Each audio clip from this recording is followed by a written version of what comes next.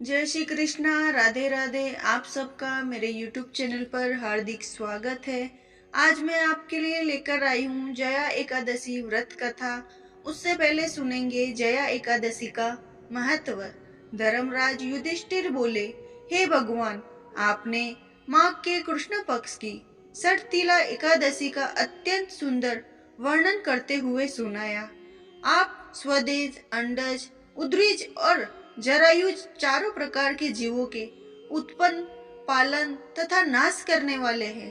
अब आप कृपा करके माघ शुक्ल एकादशी के विषय में बतलाइए।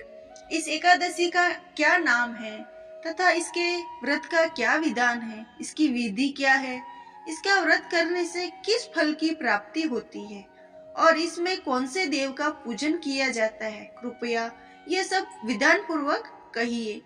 श्री कृष्ण कहने लगे, हे राजन, माघ शुक्ल एकादशी के दिन आने वाली एकादशी को जया एकादशी के नाम से जाना जाता है।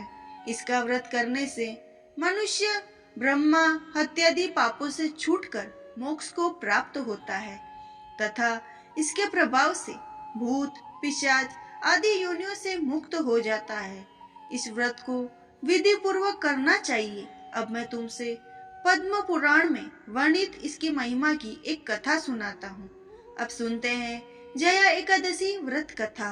देवराज इंद्र स्वर्ग में राज करते थे और अन्य सब देवगण सुख पूर्वक स्वर्ग में रहते थे। एक समय इंद्र अपनी इच्छा अनुसार नंदन वन में अप्सराओं के साथ विहार कर रहे थे और गंधर्व गान कर रहे थे। उन गंधर्वों में प्रसिद्ध पुष्पदंत तथा उसकी कन्या पुष्पवती और चित्रसेन तथा उसकी स्त्री मालिनी भी थी उपस्थित थी। साथ ही मालिनी का पुत्र पुष्पवान और उसका पुत्र माल्यवान भी उपस्थित थे। पुष्पवती गंधर्व कन्या माल्यवान को देखकर उस पर मोहित हो गई और माल्यवान पर काम बाण चलाने लगी। उसने अपने रूप, लावण्य और हाव भाव से माल्यवान को वश में कर लिया। हे राजन, वह पुष्पवती अत्यंत सुंदर थी।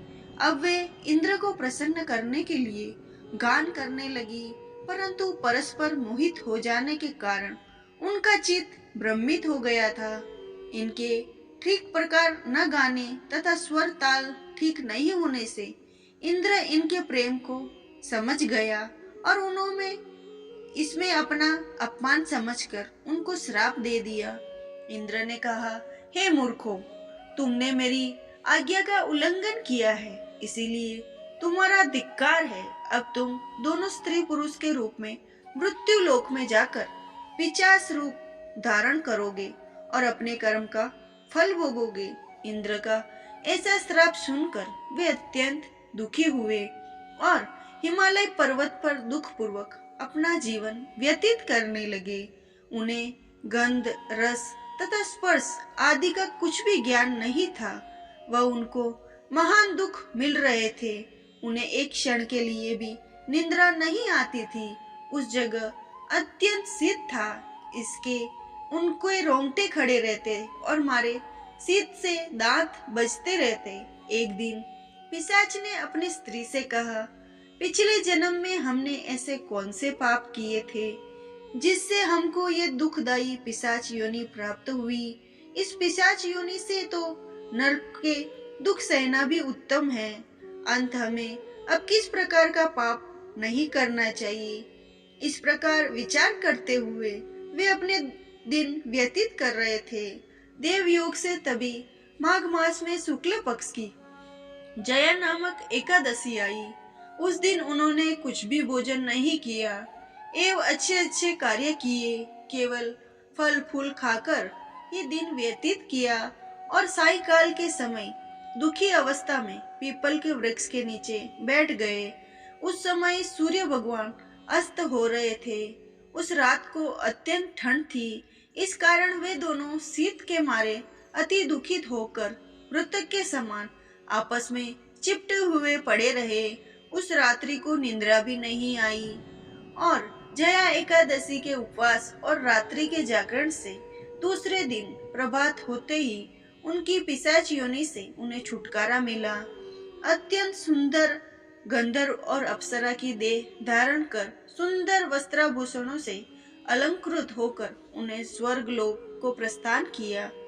उस समय आकाश में देवता उनकी स्तुति करते हुए पुष्प वर्षा करने लगे। स्वर्ग लोक में जाकर दोनों ने देवराज इंद्र को प्रणाम किया।